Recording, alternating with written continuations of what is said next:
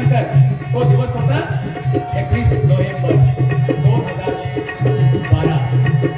या 2012ला इशारा झाला आणि फाशी गटावर आणलं आणि त्यांना फाशी गटावरती त्यांना चढवलं. एकच वाक्य विचारलं, काळा बुरखा तोंडावर घातला, तुला काय बोलायचं आहे का? त्यावेळेला अजमल कसा म्हणला, एकच वाक्य बोलला, काय म्हणला? या अल्लाह ऐसी गलती दोबारा नहीं होगी, ऐसी गलती दोबारा नहीं होगी. त्याला बसायचा बोलायचा. आणि मग धान्य धान्य कमते कर करे